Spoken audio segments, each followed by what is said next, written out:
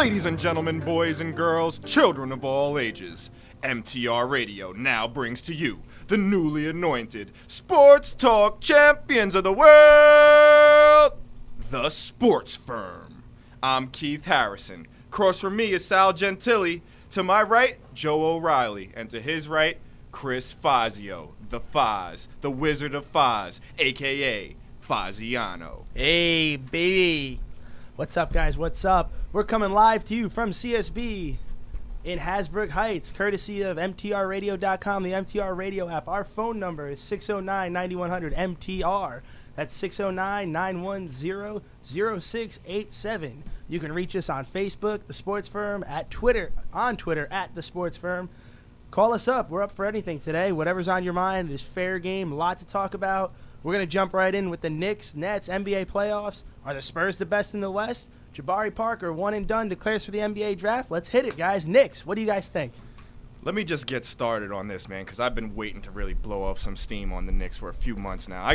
I knew this season was over before the All-Star break. Mike Woodson should have been fired back then, man. I just want to say that when you take in all the factors and you consider everything, the level of talent that was on the roster, the way that they underperformed, just the nonsense that was going on in the media all year. I mean, the team was just a crap show all year. And I got to be honest, man, I've been a diehard Knicks fan for 20 years, and they really tested my patience this year. I think this was the worst season in franchise history when you take everything into account. This team was not built to be a lottery team, man. And they came in with all the talent on the roster and just fell flat. We really screwed up when Dolan fired Glenn Grunwald. We saw things were going off the rail there. Then you hire, a yes man like Steve Mills who knows nothing about basketball. I mean, things were just screwed up from the start this season, and it just progressed and got worse and worse and snowballed, man. I'm as a Knicks fan, I'm furious. I'm so furious, and I'm so fed up with them right now. You know what? I say all the time, I'm the worst Knicks fan in the world because I, unfortunately, am a Knicks fan. But, I almost laugh when they lose. I sat there and I bet my buddy $1, my dollar for him to win $20. He said the Knicks would win 10 in a row. I said no shot. And they reeled off 8 in a row. Mm-hmm. And then Jarrett Jack, who? Who? Jarrett Jack almost puts up a triple-double. It's unbelievable. It's like it's like the Knicks had never defended a pick and roll in their life this year. The Knicks turn jamokes and jabronis into stars on a nightly basis, man. That's just the Knicks' MO. But listen, Jarrett Jack is a good player, though. It's not like he's a nobody. Yeah, you can't diss but him. Come on, he's not LeBron James. No, he's not. Of course he's not. And he's a serviceable player. Varejao sitting there looking like Tim Duncan in the post. The Knicks really laid down all year long. They had a couple of streaks where they pulled off 5 in a row or whatever, and then the 8 in a row, like you said. But you just knew that it wasn't going to sustain itself because the team chemistry, the culture in the locker room, just Mike Woodson setting the tone from the top. It just nothing was cohesive this year. Nobody was held accountable. They looked like a bunch of gutless wonder crybaby quitters all year long. Just call them what they are. They are. You jabroni. That's it. That's it. You said They're jabronis, man. I got to be honest, man. I cannot endorse this team going forward until the roster is changed around. No. This collective group of players, I don't believe in them. They're all, like I said, quitters, crybabies, and gutless wonders. Every single one of them. What do you guys think Phil Jackson's going to do first? Well, I mean, Phil Jackson, I wasn't even getting that right away with it, but I mean, what you were saying on with Jarrett Jack, they haven't been able to defend a point guard. Felton, obviously, he's got to go. I don't know what his contract scenario is. He's going to jail. He's going to jail. Yeah, he's probably going to jail. He's probably going to go to jail, yeah. With that, he's going to Rikers for 3 to 5, Joe. They're going to sign him for 3 to 5 years. Yeah. Definitely 3. They might pick him up for a 4th or a 5th year, but at the mid-level exception. But, I mean, that was where their problem is. I mean, they haven't been able to guard a point guard all season and probably for longer. And I heard somebody mention the other day that if the Knicks would have just picked up Kyle Lowry, they would have been a playoff team. No. Yeah, you would have improved at the point guard spot. But come on, man. Listen, I know Kyle Lowry had a nice season, but it was not worth it to trade a first-round pick and Tim Hardaway. And they wanted more than that. Tim Hardaway. And you can't give Hardaway up. Listen, Kyle Lowry is good. He's not that good to alter your future like that. He had a nice season. If you think Kyle Lowry is going to keep playing like that, it's not going to happen. Another thing that was a little off, I mean, they celebrated after they won the last game of the season like they were going to the playoffs. No. I mean, you got to play hard and you want to win and give a handshake to all your teammates. But I mean, you're not going You're not going to the playoffs. Speaking of which, Don't how get about that excited. the last game of the Hey, season? guys, we got a caller already. All right, take it. Hey, caller, what's your name and where are you from? Name is Franco. I'm from Staten Island. Hey, how you doing, buddy? You're on with the Sports Hey, Firm buddy. on MTR Radio. Yeah, talking about the Knicks and their level of suckiness, when you don't have a backup center and you learned that last season, you go out and you trade for Andrea Bargnani, and you based everything on Carmelo Anthony, and then Carmelo Anthony's agent pretty much took over the team. His agency represents J.R. Smith, Mike Woodson, Andrea CAA. Bargnani, Yeah, I thought it's the Steve CAA Mills, Knicks. and Allen Houston, and 2 other players, I believe. Is Allen Houston still getting paid? He's Allen the Houston assistant is the general assistant manager. GM. I was talking They're about going to that make bad him the next contract. Isaiah Thomas. Oh, we don't want a repeat of Isaiah Thomas. Yeah, but you go into the season knowing, all right, we need backup centers because Tyson can't stay healthy, and we go, you know what? Let's go get a flaky Italian. No, and I a agree. white dude who it was can't it was play. it was a terrible move. They gave up way too much for him. They knew what they were getting with him. We know what Bargnani is. Like there was no illusion about what Bargnani is. And James Dolan, forced the trade or whatever. He really wanted him that badly. It was a terrible move. Give up a first-round pick for him. It's like, The guy didn't even play for the second half of the year. You Pretty knew much. you were getting a soft European with no rebounds and a little shooting. The thing is, it was like when he went down with injury, it was like addition by subtraction almost. Like we almost started to play a little bit better just from him not even being involved in the rotation. Thanks for the call. Thanks, Thanks, for the call. buddy. Now, what do you guys make of Stoudemire?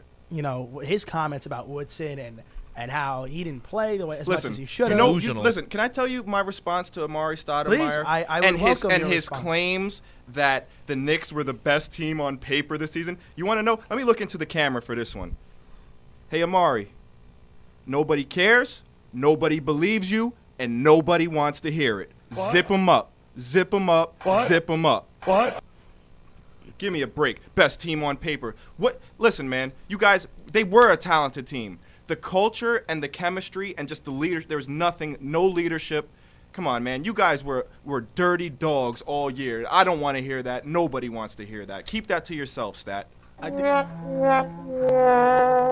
just like Keith's saying, they were definitely lacking leadership. I'm not saying some of the players I'm going to mention would have performed necessarily great, but they were great in the locker room with obviously the Nets coach, Jason Kidd, Yep. Rasheed Wallace, Kurt Thomas. They had some veterans that And- they lost players, and like Keith was saying, they came in with a roster that you would think, I mean, they came in, they won 50 games, yeah, they lost people, but then they got people that had better skill, but their leadership was totally gone. I And- mean, you need Kidd or Kurt. The problem somebody was, in the like, locker a room. report came out during the season that the reason Ron Artest was released was because he wanted to take on more of a leadership role. James Dolan didn't want that. It was also, earlier in the season, Grunwald wanted to add some more veterans to replace the leadership you lost from Kidd and Thomas and Wallace, in the offseason. And Dolan didn't want any of those veteran influences this year. He was so concerned about how the Knicks were killed for being so old last year. Man, you need veteran leaders in the locker room, especially when you have knuckleheads like J.R. Smith as your second best player. And listen, let's be honest, man. Carmelo is a fantastic player. He's not a leader. Not a He's leader. not a leader. He doesn't make anybody around him better. No. We've seen 10 years of Carmelo Anthony. Listen, is the book closed on him? No. But does he make anybody around him better? No. So let's just you need veteran leaders. That's why Jason Kidd was really the coach of this team last year. He was the one. And when you really get into it, I mean, a lot of these things with the Knicks are really basic, fundamental stuff that is just above Mike Woodson's head. He's just incompetent, man. Like it's things like footwork. It's small Switches. things like that Phil Jackson was switching. criticizing when he first came in. This Yeah. team isn't, their footwork is shabby. They don't know how to roll on a pick and roll. Right. I mean, they got beat game after game on a pick and roll. Tyson Chandler doesn't know how to switch. Speaking of Tyson wants to. Just talking about how he wants to win now, or else he wants out. Listen, Tyson, you could go kick rocks too, buddy, because all you've done since you've been here is just get punked out. 3 playoff series for the Knicks, and you got punked out every time, especially last year by Roy Hibbert and Kevin Garnett. Let's call it what it is. $14 million. I'm ashamed that I ever used to refer to Tyson Chandler as the hardest man in town. I'm absolutely ashamed. Nah, no shot. And again, tell us what you think. Give us a call, 609-9100 MTR, 609-910-0687 on MTR.com, MTR radio app, the sports firm, coming to you live out of CSB Studios in Hasbrook Heights. I think Keith gave you Everything you need to hear about the New York Knicks for I- 10 straight minutes. I love you, man. I agree. I bet everything he said is correct. But He is. But now Listen, my question I could talk is. for 10 straight hours about the Knicks. Now my big question is. We is there- can't afford that, man. We got other stuff to talk about today. Are dude. we going to see any immediate change next year? Listen, what can they do? There's no salary cap space. This is You what got to try this to is- trade somebody. Right. Well, listen. Number one on the agenda has to be trying by all means to get rid of J.R. J.R. Smith. That contract is. Man, Nobody's going to take listen, that contract. Listen, and They're going to you know, have to do something. So you got to trade J.R. I think Tyson Chandler might be tradable. Like, who wants to take on his $14 million? But it's 1 year. Is though. anybody safe? I don't think anybody's safe. Really. I think Tim Hardaway is probably You safe. think Melo's safe? I'll be honest with you. I'm on the fence about Melo. I don't even know if I want him back or not. I don't. The only yeah, can I talk, guys? Go ahead. The only way Melo this team can actually do anything in the offseason if Melo takes less money. No shot. But No, listen. He's not gonna take less money. He said earlier in the year that he was going to take less money. It's time to hold his feet to the fire and Well, see let's if he see. really meant it. Because I don't listen, believe that for if a he's second. not willing, listen, look, Melo's going to get paid handsomely, but if he's not willing to take a little bit less than a max contract so we can build a roster around him, he's not committed to winning, and Yeah, we he's need not to gonna move win. on. Right. You don't max out Melo. He's on the wrong side of 30. He's starting to, rack up some injuries here. I don't want to max him out. I would like to keep him as long as, what do you give him? You give him 18 instead of 20. You give him 17 instead of 20. And if he's too selfish to accept that, then, let him go. Carmelo Anthony is not LeBron James. He's not a once-in-a-lifetime talent that you cannot afford to let go. I do not look at him that way. I agree. And I mean, Melo's been talking about the win now. If you want to win now, you got to do what Keith said. You got to take less money. I mean, I don't know how much but the thing that also sucks is he takes less money, gets that contract, plays next year. They still aren't going to have money to get anybody else until the following year. Right. Well, that's why. So they're what doing- do you do in that scenario though? Say they do. Let's say they re-sign Melo. Now what do? Do they go out and just pick off some veterans? You can't. No, there's minimums? nothing you can do next year. There's nothing you can do next year. That's why they're bringing in guys like Lamar Odom, low risk, high reward guys. Listen, man, there's not much they can do next year because not only were they already jammed up salary cap wise this year, everybody's money goes up next year. If Melo opts in, his money goes up. Amari's money is up. Chandler's money is up. Bargnani's money is up. J.R. Smith's money is up. So it's not only are we already were jammed, now we're even more jammed up. Jesus! Got to get rid of some of these. It's a lot of money. Got to get rid of some of these contracts, man, and they're hard to get rid of because a guy like J.R. Smith, who was coming off a Sixth Man of the Year trophy the year before, he completely squandered the stock he had.